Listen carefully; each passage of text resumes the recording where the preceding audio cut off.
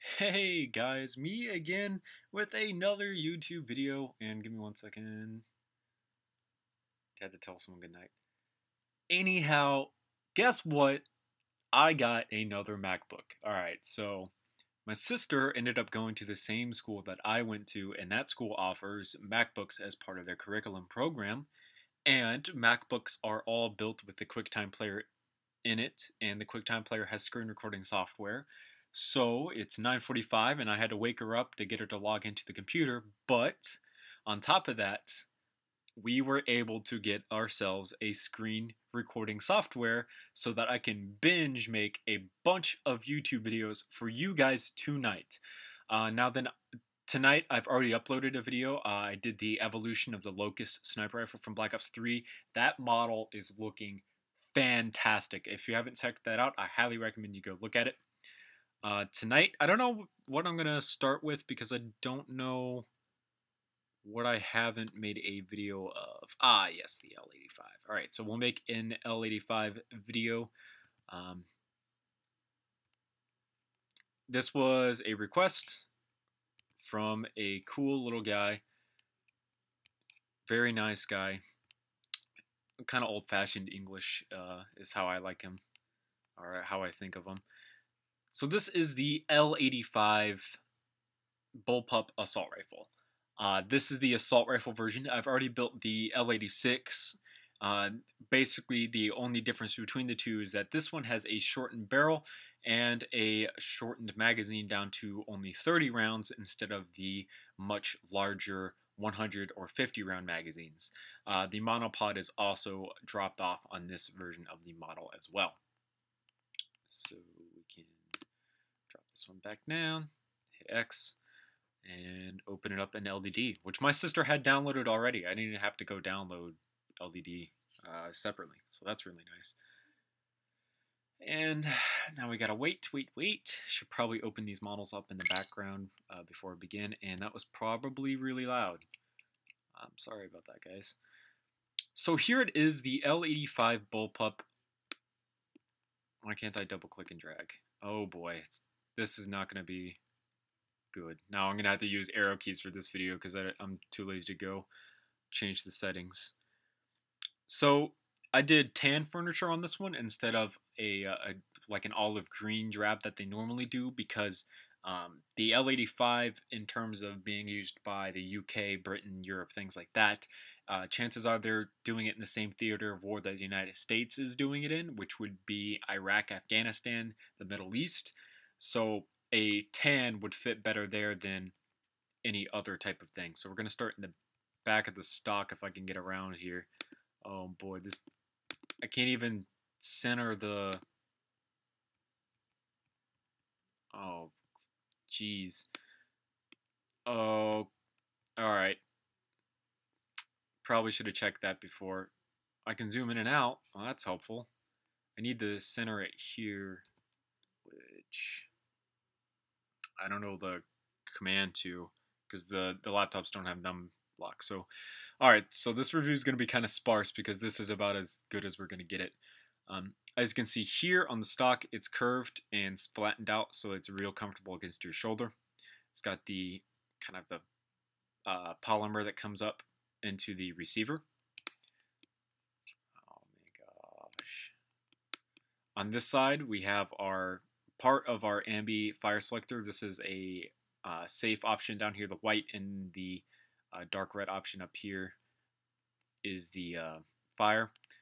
These stick out just a little bit, so your fire selector is confined in this area so it doesn't 360 all over the place like some of my other ones do. This here is basically to prevent your shoulder, your body, or anything like that from pressing against the magazine release here. It's kind of like the M4s. It's shrouded. There's another word for it. I use shrouded as my word, but I know for a fact that the actual word for it is different than shrouded. This is the magazine release itself. This one is a working magazine release. You would push on this button here, and then on this side, this little tab here is going to come out, and then it's going to release your 30 round magazine that you can see here. I'm going to have to get kind of used to these mouse controls again. Sorry about that. This up here is your bolt catch, and this is working. This is like a very basic lever. You just push up on it when you have your bolt back, and it will lock it, and then you push down to get it to unlock. This tan piece here is your dust cover. It works kind of like an AK's, aside from the fact that this one isn't a safety. The safety on an AK is part of the dust cover, by the way, in case you guys ever wanted to know.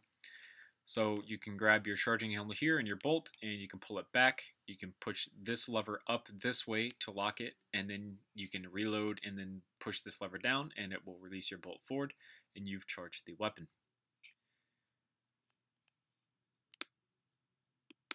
On this side, as you can see, here is our cheek rest. It has curves up on top of it that make it more comfortable against the shooter's cheek. Here is our rear iron sight. This is basically a overextended carry handle with iron sights down the top of it here. And then you have your front iron sight here, which does fold. If I can get it to fold, I don't know if I'll be able to or not. I can't get it to fold. This is why I need better mouse controls, but I don't have them. I'm going to have to set them up after this video for the multiple videos I plan on making. This part here is part of your handguard. Supposedly, you can lift this up and you can adjust your gas settings. I don't know if that's true or not. I don't know how the L-85 breaks down and things like that, so I can't confirm or deny that. This part here is the handguard itself. As you can see, a lot of shaping went into this one, basically. So there's these panels here for shaping. This kind of smooths out on the side, and then these down here shape. So this is a really comfortable grip to hold. And then it goes into your barrel and your muzzle brake.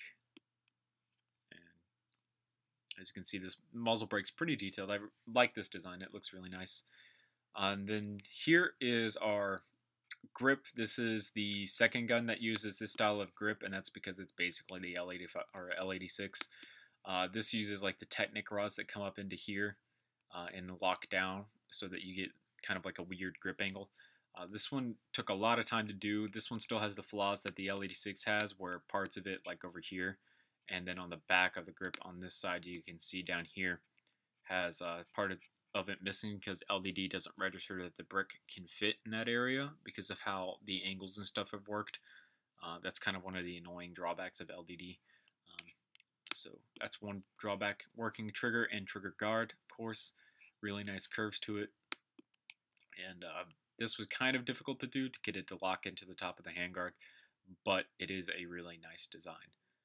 So that's pretty much it for the L-85. It's pretty simple. It's just the L-86, except that I had to cut like a few things down. I had to cut the barrel down to proper length, drop the bipod attachment that comes down here, the little thing, the little thing that has holes in it. Drop the monopod off the back, and then switched up the magazine to a normal 30 round and changed the furniture from green to tan. It's a pretty basic model, but it was requested and it took me all of like 4 seconds to do, so I could not deny doing it. So thanks so much for watching. Remember to comment, rate, and subscribe for videos similar to this one.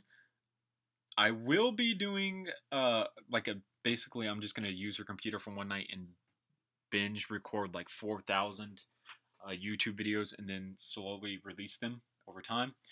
So that is going to happen. So be on the lookout for more videos similar to this one. And thanks so much for watching. Remember to comment, rate, and subscribe. I'll see you guys later.